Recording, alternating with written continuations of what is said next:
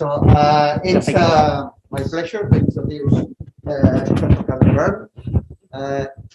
No, és que això només és per la gravació. My pleasure to introduce Professor Helen Byrne,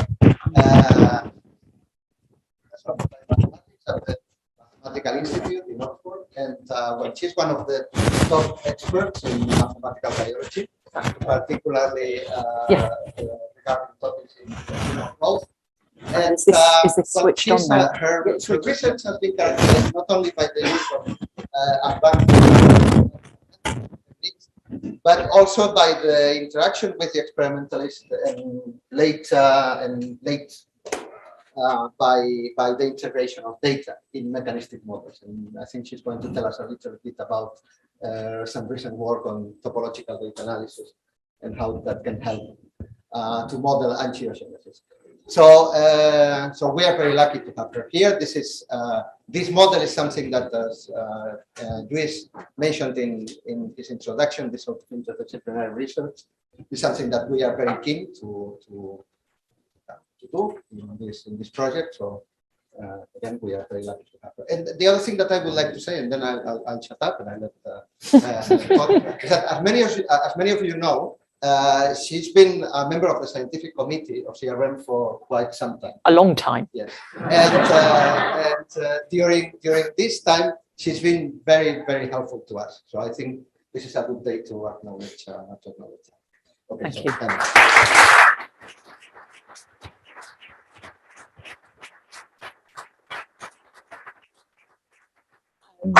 Thank you, Thomas, for your very kind words. And just let me start by saying what an absolute privilege it is to be here today. Yes, I know it's a working day, but I think at the same time we can still be pleased with the progress, with the achievement of being successful with this María de Maeztu award. I think it is a fantastic achievement, and I am really delighted to see I look forward to seeing the benefits that it brings to CRM. I think over the years, as I have seen the centre grow, and this just, I think, reinforces what a great place this is and how dynamic. And as I said, I very much look forward to hearing talks and learning more about the research of the people who are appointed.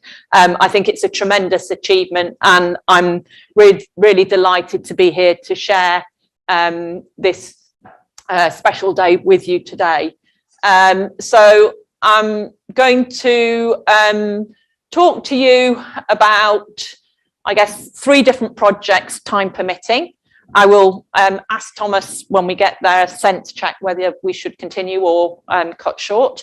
And I've chosen these 3 different projects really to illustrate how different parts of maths can be applied in, I guess, in my case, in biology, and just to show you the breadth of applications and how interdisciplinarity can really help, both in terms of raising the impact of the maths that we do, but it's a two-way process. It can also stimulate, I think, the applications themselves can often require new mathematics or extending existing theories. What I'm going to talk about, the title is Looking at the Form and Function of Vascular Tumours. And I guess to start off with just a very short little bit of biology, nothing too technical, I hope. So tumours are abnormal in very many different ways. One of the ways in which they're abnormal is the blood vessels that bring oxygen and nutrients and possibly drugs and certain types of treatments to the tumour cells themselves. Normal blood vessels they deliver oxygen well, they form nice regular networks. By contrast, in a tumour, everything happens a little bit chaotically, if you like. The vessels themselves form very quickly, they are immature, they may have holes, and the actual architecture of the networks that are formed can be quite irregular. So some of the things that we're interested in is trying to characterize the structure of the abnormal vessels, try to understand what's the impact of that abnormal vascular network in terms of its function being the way in which it delivers blood flow to tumor tissues, and also the impact that the way in which the oxygen and nutrients are delivered, how that impacts the way in which the cells respond, in particular their ability to remain alive, their ability to proliferate and to grow the tumor. So just as sort of one of the key features of tumors that's related to this abnormal vessel architecture is, so as I'm sure you all know, so the blood vessels deliver oxygen. Because of this irregular vessel architecture, what we find is in many tumor regions, there's not enough oxygen being supplied to the tumor cells. And this gives rise to what's known as hypoxia, low oxygen. Why is that important? Because cells, it will alter the way in which the cells will go through their cell cycle, the rate at which they divide. It also affects whether or not we can deliver chemotherapy or the sensitivity to radiotherapy. Sensitivity to radiotherapy reduces in low oxygen regions. Furthermore, cells that divide in low oxygen regions tend to be, again, it's an abnormal region. The cell cycle machinery, it's slightly abnormal as well. They make mistakes, and that can select for cells that are more aggressive, that will go and spread to other parts of the body and set up secondary tumors or metastases. So the long story there, or cutting it short, hypoxia is bad, right? For a number of reasons. Now, what sort of hypoxia do we see in tumors? And I guess until fairly recently, the dogma would be that we see what we might call chronic hypoxia. So I'm a bit nervous. I'm not very good with laser pointers or anything when I'm giving a talk, but oh no, fortunately, just don't think it's got one, so that's quite good. My technical brain just switches off when I'm giving a talk, I have to say. Anyway, so hypoxia comes, crudely speaking, in two different varieties. We have what's called chronic hypoxia, which is, you can think of as fairly sustained low levels of oxygen. And that might be if you're at distance from a blood vessel, there's not enough being supplied. But another type of hypoxia that we also observe is what's called cycling hypoxia, where we see fluctuations in oxygen levels. That is likely more associated with the way that the blood is flowing through through these abnormal vessel networks of blood vessels. So some of the questions that we want to answer, that we're going to try and address today, is what mechanisms drive chronic and cycling hypoxia? And then how does cycling hypoxia affect the behavior of the cells that are being supplied by these blood vessels? So, and the talk splits into three different sections. In the first part, we're going to look at trying to characterize the structure of vascular networks. This is the bit using topological data analysis. And then we'll move on to trying to understand how the structure of a vascular network, just looking at very small motifs, how that can give rise to, say, multiple flow solutions, and in particular, how it might give rise to oscillatory flow solutions, such as we might associate with cycling hypoxia. And then in the final part of the talk, time and your patience permitting, I'll look at how, in particular, cycling hypoxia, how that affects the way in which cells divide and proliferate, and what's the impact. Okay, so characterizing vascular networks. So there's been a lot of work devoted to trying to characterize vascular networks, and much of that work uses, I guess, statistical metrics. For example, how long are the different blood vessels, how many branch points, how tortuous are those vessel networks, and those have, and also things like, say, a fractal dimension. And these have all provided insight. But if you think about it, one thing that they do is they're very much focused on a single spatial scale. And they don't really tell us anything very much about the connectivity or the topology of the network. So I guess what we want to do is try and see if we can use topological data analysis to give us a more detailed sort of fingerprint or signature of the multi-scale structure of a vascular tumour network. So I guess just as a very quick crash course in what's topological data analysis, I guess what it is, it's looking at the structure of data. And that could come from a whole host of different applications. It could be spatially embedded, also lots of applications now looking at high dimensional data, maybe single cell RNA-seq. Also, I guess, looking any type of data that point data that you might want to consider. Again, this is just examples showing we can see shapes. Our eyes are very, very good at seeing circles in all of these different images, but how can we actually quantify the circle? So our eye fills in the dots. When we look at Stonehenge, you can see that there is something approaching a loop, but how can we formalize and automate the characterization of the shapes that we might see in data? And I guess if you want to start looking at higher dimensional data, we want to be able to do this where our eyes my eyes in particular, may fail us.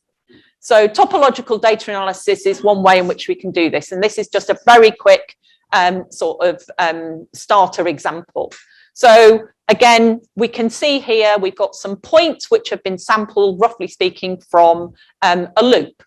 The idea that we're going to think about is put a circle of radius epsilon around each of those points, gradually inflate the radius of those circles, and eventually the dots will join up. So here we can see that the dots have joined up. Now, on the right-hand side, what I'm doing is each of those horizontal bars on the top is telling me how many connected components I have. Initially, when the radius epsilon is very small, each point is a separate individual connected component. As the balls increase in size, then you can see that certain points fuse together because their circles overlap. So we kill off one connected component and continue with the other connected component. So you can see how as epsilon is increasing, the number of bars reduces where two connecting components fuse together. Okay. As we continue inflating our circles, then what we can also see, we lose more of the bars, but we can start to see higher order features appearing. And in particular, I've highlighted here where we have three points that are each pairwise connected, but when we look at the overlapping discs, at the center there's a void, so there's a hole. So what we can also detect when we have a 2D point cloud like this, we can identify other features, loops in particular. So the bottom panel on the right hand side is going to keep track of how many loops we see in the data as we continue to kind of increase the size of our disks. And then eventually we can start to see the prominent feature, the circle at the center that we can see very nicely with our eyes. And we keep, so you can see that's the longer bar in the bottom panel of loops. And as we keep going, that bar persists. It's a significant feature in the data. So taken together, these barcodes, which summarize for a given spatial scale size of our disk, they give us a multi-scale summary of this point cloud in terms of numbers of connected components at different spatial resolutions and also higher order features. And in particular for a 2D point cloud, that's things like loops. And as we keep going, eventually the point cloud is completely covered, and then we have our final, I guess, readout, multi-scale summary of the data, if you like. And you can see that the length of the bars in our barcodes is giving us an idea of how persistent or how long-lived each of these different features are. Okay. And so, yes, this is really a branch of topological data analysis, which is known as persistent homology. So that's sort of TDA 101. Now let's think about how we're going to apply it to our vascular tumour networks. So let me just tell you very briefly about the data that we're analysing here. So we have 3D networks, 3D vessel networks, two types, doesn't really matter, but basically they give us either a very detailed 3D slices taken from a tumour that's been removed. So that's our ultramicroscopy. And then we have intravital data, which comes from live imaging, and where we can go and image. The advantage of that is we can image the same tumour over different days in the same sort of animal. So that shows us how the vasculature, the blood vessel network, is changing over time. And then we can kind of treat our tumours with different agents and see how the vascular network responds to those changes. We can try and quantify those changes. So this is to give you an example of the data, and it's quite big and it's quite complex. So the way in which we've analysed this is a slightly different filtration than the one I described for you, but the principles are very much the same. So what we do is we take this 3D vascular network and we actually subsample it. So we create a 3D point cloud by sampling points on the vascular network. Then what we do is we put a circle, if you like, at the center of mass of the network, and we gradually inflate it. So, and as we inflate that network, we look to see how many points from our subsampled network are inside our ball, and we look at how many are inside, and we look at how many of connected components, etc., we have. And so because this is now in 3D, in addition to keeping track of connected components and loops, we can also keep track of 3D, if you like, loops, voids. So we get a more detailed picture of the structure of the network. And so we can generate barcodes summarizing connected components, loops and voids, and those will give us insight into aspects. So for example, short connected components are giving us a measure of how tortuous, if you imagine wiggly vessels as you're inflating your ball, that will be lots of short components, and we can start to see other features such as I mentioned, loops and voids. And so we do all of this, and it's quite computationally intensive. And these are some of the sort of very crude results that we can generate. So what this is doing is just looking at comparing a control untreated tumour with a tumour that's been treated with a drug that targets blood vessels and kills them off. And so what you can see, so the blue boxes compared with the orange ones, so what our analysis is doing is it's predicting or confirming the known mechanisms of action of this vascular targeting agent. In particular, we see that over time, as this treatment kicks in and kills off some of these new blood vessels, we see a reduction in the number of loops, and we see an increase in the number of voids in this vascular network. So what this is just illustrating very nicely is that these sorts of techniques can indeed confirm the anticipated mechanisms of action of particular types of treatments. The next example, which is pretty much the same idea, but here what we're looking at is the tumours that have been irradiated either as one single large dose on day one, or I think it's 3 or 4 different doses, fractionated radiotherapy. And it wasn't known. We anticipate that radiotherapy, which kills off proliferating cells, is likely going to have an impact on the vasculature, but until we had this data, it wasn't really possible to quantify that. And so what we've been able to do here is to see real differences in the vessel architecture using our topological data analysis.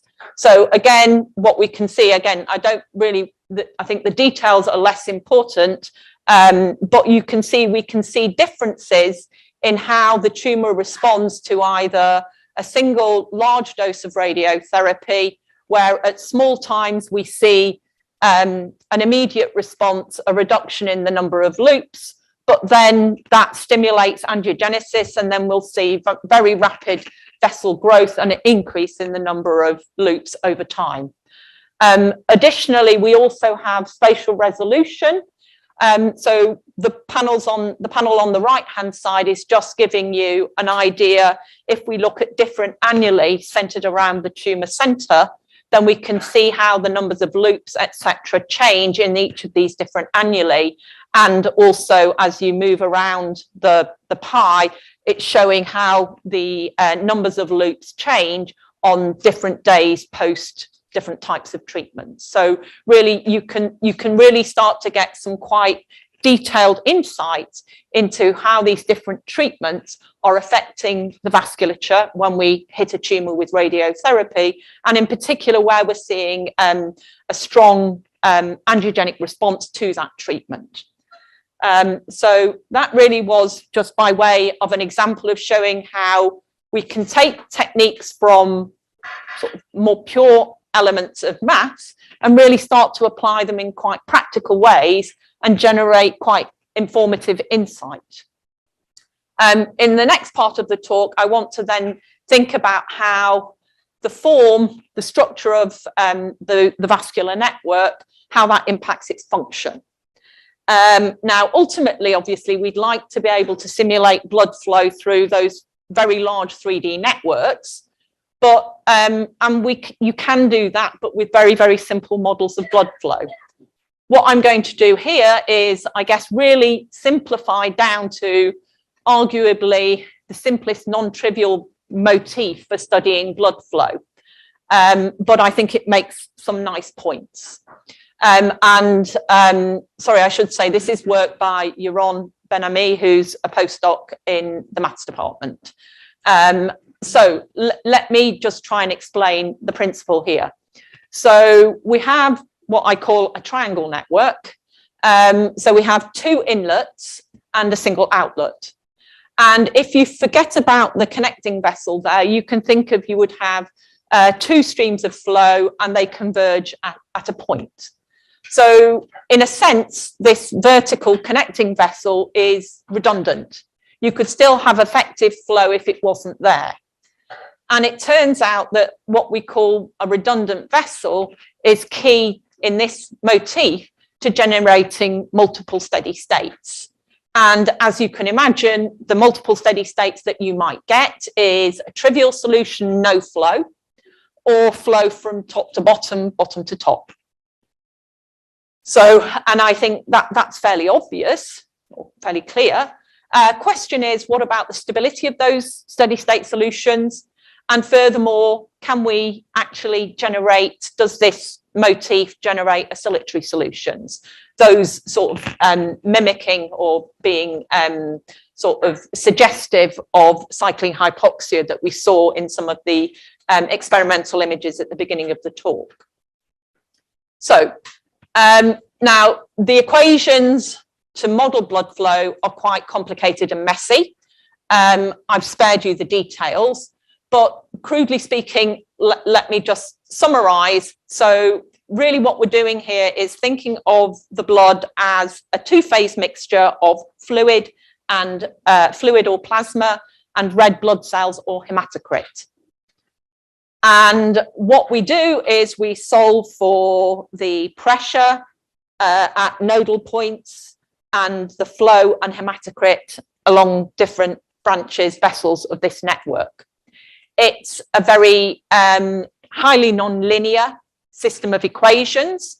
Nonlinearities arise because the viscosity of the blood depends on the hematocrit in a not very nice way. And so we have a system of coupled nonlinear equations, if we think of steady flow, that dictate the pressure at the node points and the flow and hematocrit at different branches through this network. In what I'm going to describe here, we can think of applying, we apply inlet hematocrits, which drive the red blood cells through the network. We prescribe inlet and outlet pressures, which drive the flow through the network. We apply mass conservation at nodal points. And in what follows, I'm going to focus on two key parameters. And in particular, varying the hematocrit, the amount of red blood cells that are being supplied into this network.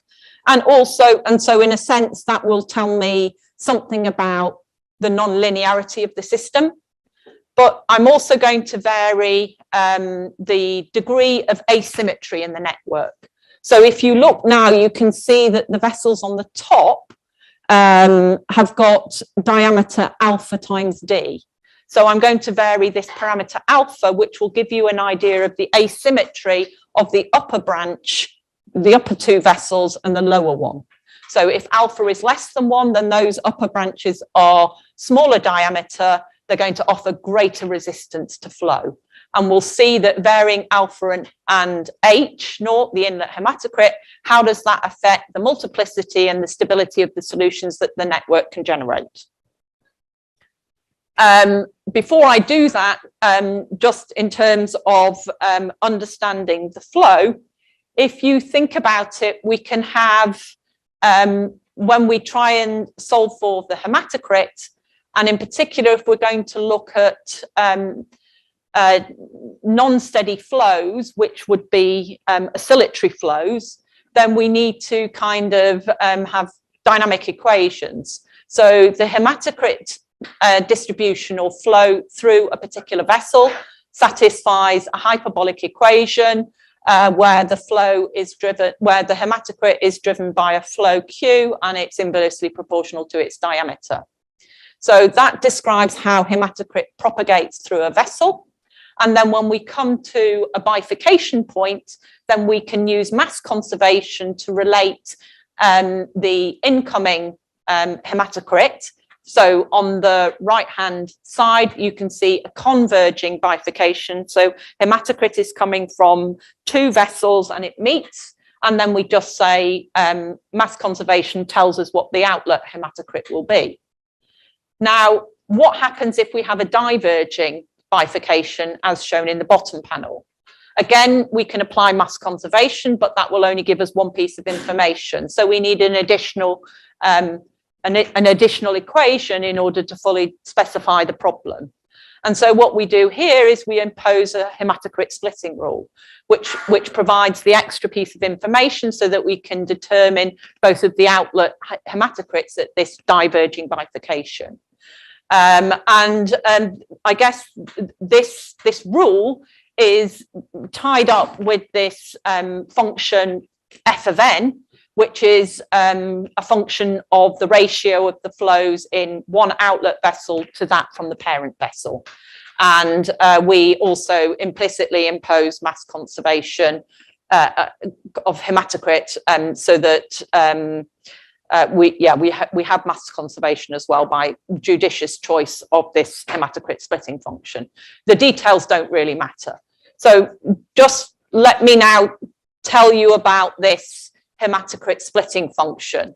So again, this is unpleasant and nonlinear. Oh, is everything okay? Yeah. Okay. So it's a messy function which depends on a number of the hematocrit. And I guess just schematically, what you can see, the take-home message here is if the hematocrit in a vessel parent is if the flow in a vessel is too low, then no hematocrit will flow through that vessel. And then there's a threshold value at which hematocrit will start to flow through that vessel. And that's what this horrible expression down below is showing you. So we already had something which is horribly nonlinear. When we introduce the hematocrit splitting rule, we just make it worse. So it's a mess. Okay, but we can deal with it. And this is really just looking now back at steady state, steady flow. And what we're showing here is a bifurcation diagram for a network where the parameter, the ratio of the diameters on the upper branch of our triangle to the lower branch is 0.45. So the diameter of the upper branch is smaller, more resistant to flow. And what the bifurcation diagram on the right-hand side is showing you how the multiplicity and type of solutions, steady flow solutions that the model exhibits, how that changes as we vary the inlet hematocrit. And what you can see is that for very low values of hematocrit, we just have a trivial solution of no flow. So this is showing you the flow through the redundant vessel, that vertical connector between the two branches. So until we increase the hematocrit sufficiently, we have no flow through that redundant vessel. And then we have a couple of bifurcations happening in very rapid succession. The inset gives you, I think, a little bit more detail. We have a saddle node and a transcritical bifurcation, so that when we have a large enough hematocrit to support flow through the redundant vessel, we see, as we might expect, we have three steady state solutions. The stable solutions are the solutions with flow either top to bottom or bottom to top. And the trivial solution with no flow is unstable. Okay. And so there's a question here when what happens if we perturb the trivial solution? Can we prove that it is indeed unstable, and where does it go to? I guess based on this bifurcation diagram, you would anticipate that when we perturb it, it will either go to the upper or the lower branch. But we're sort of sitting in this sort of, because of the discontinuity in our hematocrit splitting rule, there's a whole range of values of flow for which the hematocrit is 0. So it's not totally obvious as to what will happen. And indeed, this is what we see. So if we perturb about the trivial state, we either evolve to a steady flow, which is shown in the upper panels, which I guess is recovering the stable upper branch, or we also see oscillatory solutions. Okay. So how does this arise? And we can do a linear stability analysis about that solution with 0 flow through that redundant vessel. And if we do that analysis, and I spare you the details, it's possible to show that you can't get a Hopf bifurcation. So where do these oscillatory solutions come from is the question. So this diagram on the right-hand side just shows you the sort of partitioning curve in alpha H0 space, alpha the ratio of the diameters on the upper branch to the lower branch of my network, and also bearing the hematocrit. And so this is the curve on which, if I do my linear stability analysis, this is a neutral curve on which omega or lambda, my eigenvalue, is identically equal to 0. So then that begs the question, where did these oscillations go, or did you get your numerics wrong? And it turns out that the trivial solution does indeed tend to one of the non-trivial states, but that steady state, the lower branch, actually undergoes a Hopf bifurcation. Again, in the interest of time, I don't want to go too much into the details, but what we can show on the plot on the right-hand side here is really just giving you a more detailed picture of where these oscillatory solutions arise. And so we're varying alpha, which is the degree of asymmetry in the network geometry, and also the inlet hematocrit on the right, on the y-axis. And if you draw a vertical line around alpha equals 1, which is where the network is totally symmetric, what you will see is there are no oscillatory solutions. So we need to have a certain degree of asymmetry in the network in order to generate a oscillatory solutions.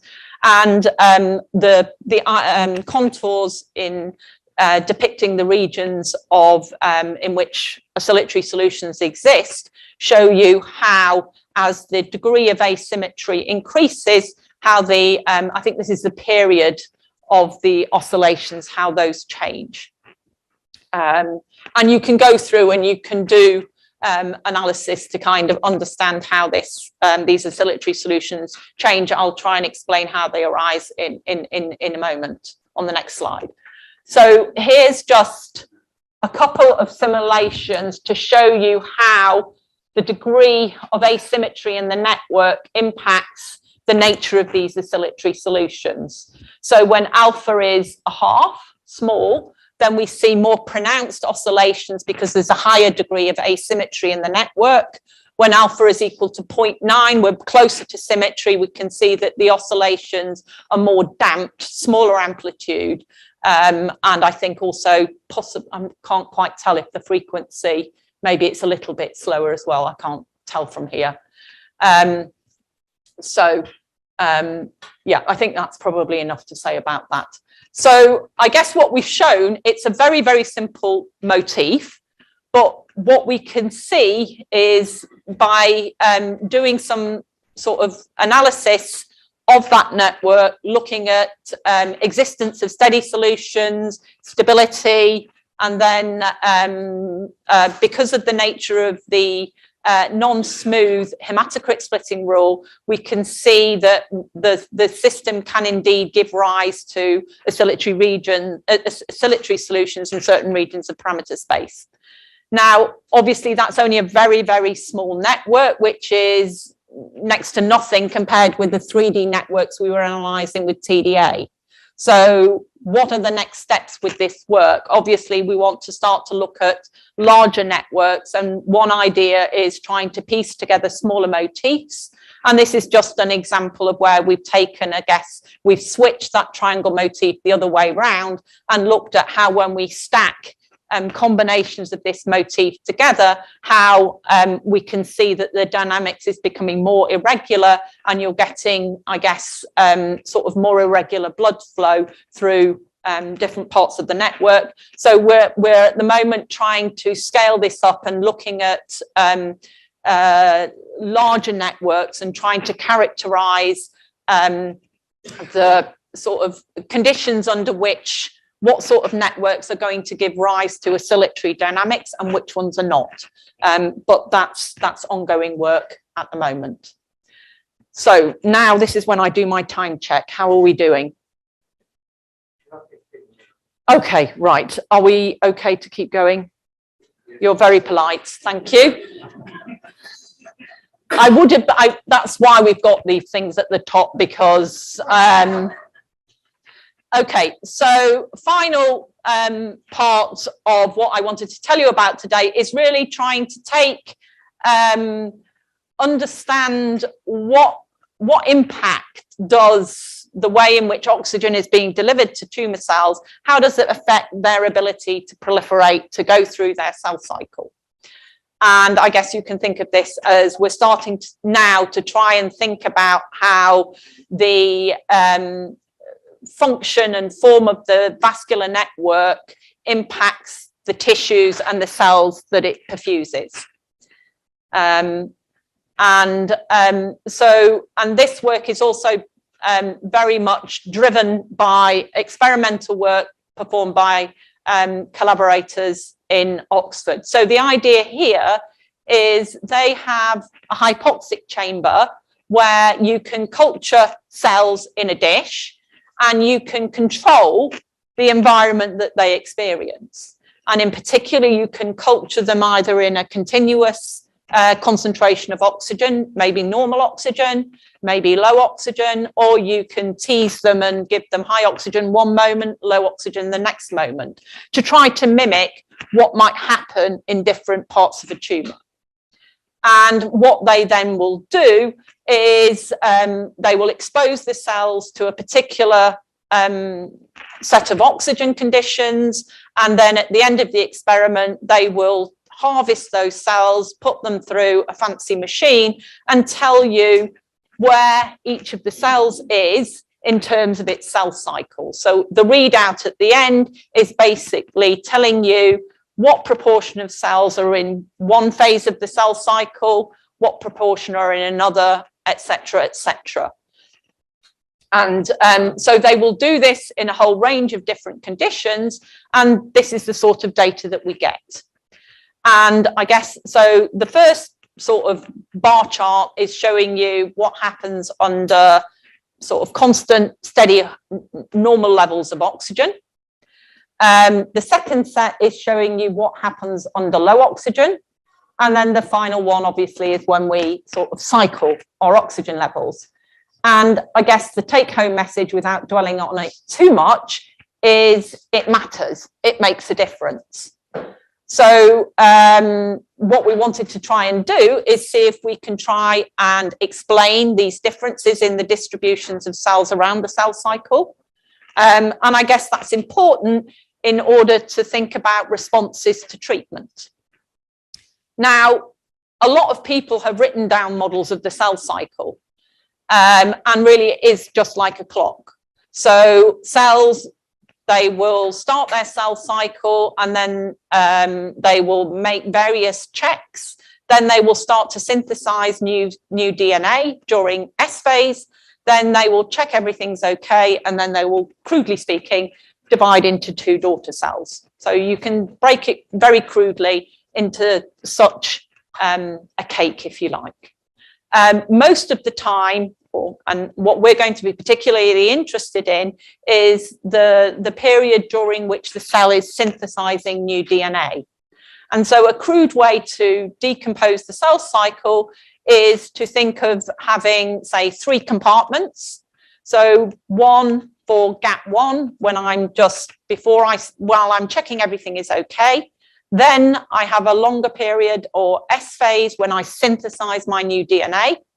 And I keep track of, I have a population which is structured by DNA. So X goes from 1 to 2 while I'm copying my DNA. And then when I come out of the S phase, then I go into this G2 phase where I check everything's okay. And then at the end of that, I divide and produce my 2 daughter cells. Okay. And so we can build models. Lots of people have done that. Really, that S phase just introduces effectively a time delay between exiting G1 and entering G2. So you can analyze these models. They're quite nice, rich mathematically. But if we use this model, apply it to the data, it doesn't work. It doesn't fit all of those different conditions. Why? Why? Because these models are based on assuming that the cells are cultured under static oxygen conditions, and they don't really account for the effect that changing oxygen levels has on what damage or what impact that has on cells at different phases of the cell cycle. So the cells will be differently sensitive depending on where they are in their cell cycle. So what we've done here, it looks worse than it is just taken that basic model and put a few more boxes onto it to try to take account of what we think the impact of being under low oxygen might have on the way that the cells are behaving. And in particular, the sort of 2 features that we might draw your attention to are, I guess, first of all, if I'm going through producing, replicating new DNA, and I'm exposed to a stressful environment, such as low oxygen, then that will cause damage to the cells. And so what we say, we introduce a compartment D2, which says that when cells, if they've been exposed to too much damage during their S phase, then they will kind of move into this compartment rather than continuing through the cell cycle. And we have 2 other compartments which reflect cells experiencing damage due to low oxygen, but the damage isn't so bad. They just sit there for a while, they repair that damage, and then they go back into the cell cycle. And we have 2 sort of, if you like, transient cell cycle arrests due to low oxygen while they just sort of sort themselves out. They're not too badly damaged that they exit the cell cycle altogether. And so if we add these extra sort of features to our model and simulate the different conditions, then I'll show you some results in a minute. But I guess you could say we put a lot of extra biology into the basic cell cycle model, and a natural question to ask is, how much of that do you actually need to reproduce the experimental data that you see? And so what we actually do here is some model selection or comparison. And so we take if you like, a hierarchy of models where we switch various different components on or off, and we're going to see how well each of these performs when we compare it with our experimental data. Okay, and again, the details don't really matter. The principle is, I think, what's important here. And if we do this, then we can fit the models to the data. And what we find, surprisingly enough, is it's not the most complicated model. It's the intermediate model M1 that fits best to the data. This model, you can see, so we have this pause state C1 and we have a damage state D2, but we don't have a second damage state coming out in the G2 phase. And this model seems to perform best compared to its more complex sort of parent model M0 and two simpler submodels M2 and M3, and that's across a variety of different sort of metrics which are indicated below for you. And now, I mean, I must say I was really surprised that this model would actually fit the data. So this is just showing you the experimental data that we had from exposing the cells to continuous low oxygen and or to cycling hypoxia. I agree we haven't got a lot of data, but this was actually quite a lot for them to collect.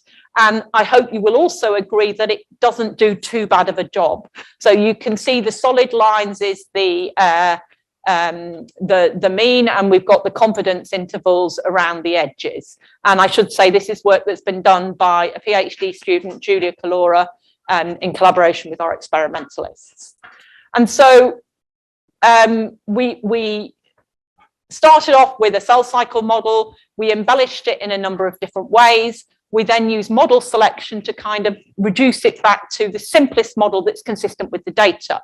So that's all great, and it confirms, in a sense, what they see, but can we actually now use the model to make any predictions? And so what we've done here is start to try and simulate experimental conditions that they haven't tried yet. And now let me just try and remember what we're doing here. So this is just a comparison where in the top, well, I guess we're just trying sort of different protocols. So we either have a long period of low oxygen and then we activate again. And so C1 is showing the proportion of cells that are arrested. They've come out of the cell cycle. D is the number of damaged, etc. N is the total number. So the prediction on the top is that during low oxygen, the cells aren't very happy. They come out of the cycle and they accumulate in C1. We open the oxygen and then they leave C1. But what you can see is there's a sort of legacy, and we have a large number of damaged cells. The response under cycling hypoxia is, however, quite different. And what you can see here is during low oxygen, we've got much smaller numbers of paused cells, but and then at the end of the experiment, when they've been exposed to normal oxygen, you can see that the response to cycling hypoxia and sustained chronic hypoxia is different. We have a larger number of damaged cells in our following exposure to cycling hypoxia. And why might that be bad? Because these damaged cells, if they replicate, are likely to be a greater source of genetic instability, which would select for more aggressive cells that would sort of be, I guess, more invasive, less resistant, less sensitive to treatment. So this just illustrates how we can take a model, fit it to data, and then use that as a way of trying to generate testable predictions. And I should say this is sort of some of the work that's ongoing now in the lab to test these model predictions. So yeah, I think this is kind of what I'd said. So ongoing work is taking this model, also looking at how the impact of exposing cells to cycling hypoxia, how that affects their response to radiotherapy.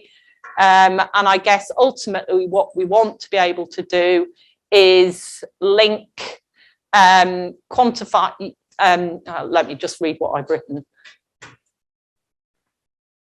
Yeah, I guess what I've already shown you, I guess, in the earlier parts of the talk is just using very simple motifs to characterize the sort of cycling hypoxia that might be sort of experienced in vivo. And then we can use these sorts of models to try and predict what would be the impact of those sorts of cycles on the proliferation of the growth dynamics of our tumor cells. Okay, so I think that's probably enough from me for one day. Just to summarize, what I've tried to do today is go through 3 different sort of problems which are all focused around the impact of abnormal vasculature, how that characterizing and quantifying the shape of those vascular networks using topological data analysis, then using sort of very simple abstracted motifs to try and understand how the mechanisms by which we might see multiple possible flow solutions through tumor networks, linking the form and function, and then finally at the end looking at what might be the impact of different oxygen environments on the cell cycle dynamics of tumor cells. So just finally then let me acknowledge the people who did the work. So Bernadette did the topological data analysis, postdoc in the group, and I already mentioned Yaron and Julia, and if you're interested, references are there, and thank you for listening. I'm happy to take any questions.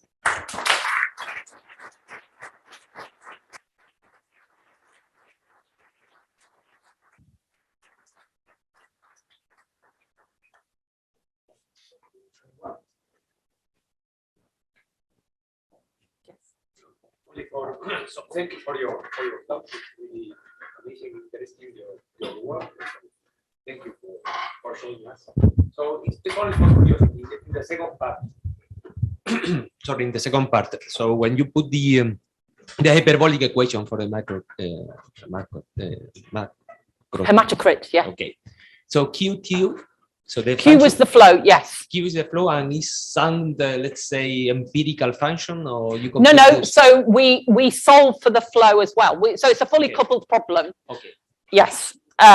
So we solve for pressure and flow. I guess I just didn't put up all of the equations because that would have probably taken about 20 minutes. Okay. Yeah, but we solve for flow in every vessel as well. I guess the thing to point out there, though, is that we use, it's an average flow. Okay.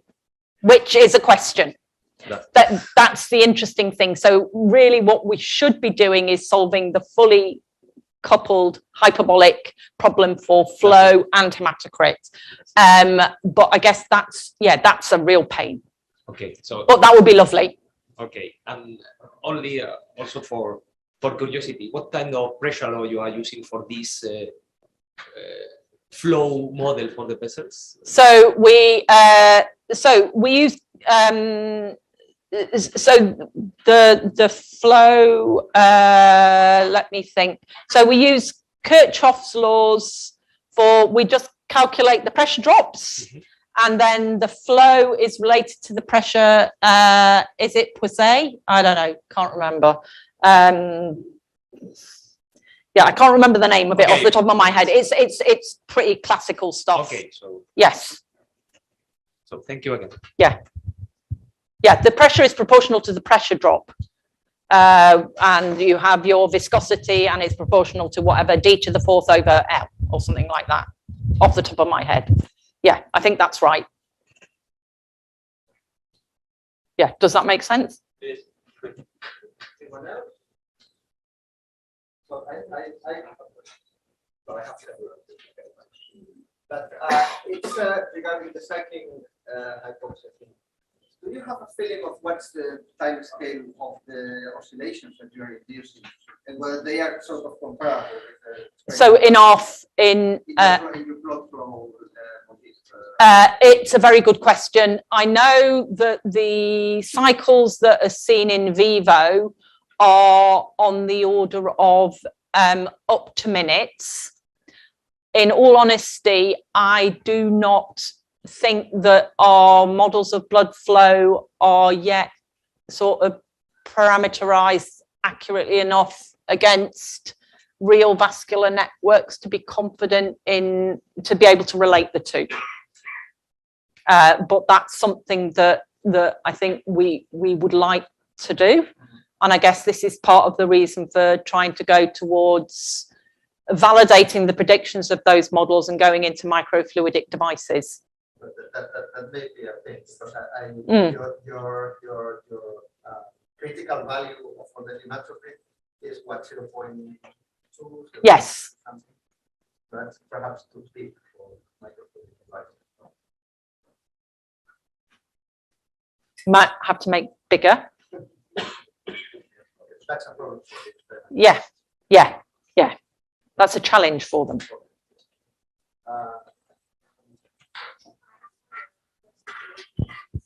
Thanks very much.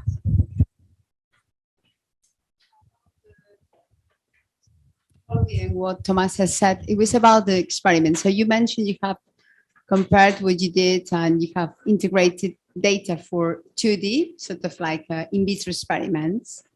Have you planned or have you considered to work not only with in vivo, which I think it would be probably very difficult with animal models, but with 3D, with organ on a chip or something like that, which could also give you more insight. I think the problem with that work was it would be the difficulty of so yes, there's no reason why we couldn't culture spheroids in those cycling under cycling hypoxia, and yes, indeed you could. I guess the point was with those experiments, they've just done them in 2D because I guess that's the simplest thing to do to start off with, because I guess all the cells are experiencing the same environment. If we go into 3D, then we get possibly confounding issues of diffusion. You've got heterogeneity in the oxygen distribution across your 3D aggregate, which might confound things. So you're likely only going to get hypoxia. So if you put them in a hypoxic environment, then you may kill everything off. So there are, I guess, logistic considerations in terms of the viability of the cells. If you start exposing them to cycling hypoxia, from hypoxic to very low oxygen, and keeping it alive for the period that you want to. And so I guess that's why they do this. But I guess as mathematicians, there is no reason why we can't use what we learn there and map it into 3D to make a prediction. But I think the logistics of actually doing that experiment in the lab, you're likely going to just kill the cells off. And I don't know that you would be able to detect what you want to see, because we have discussed that actually with them.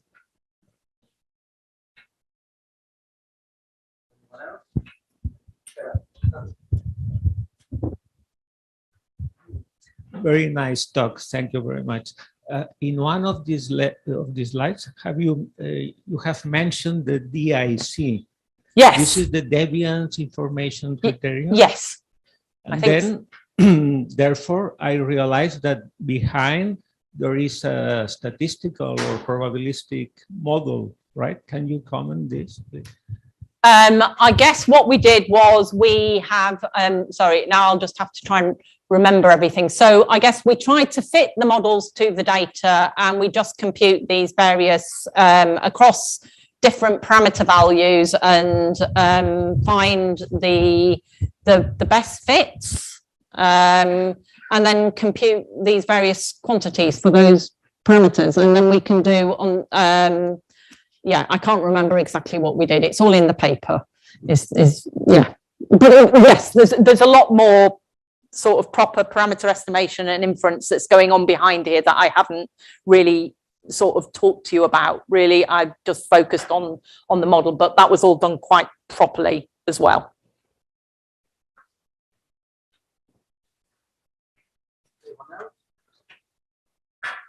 No? Okay, then, thank you, Helen. Okay.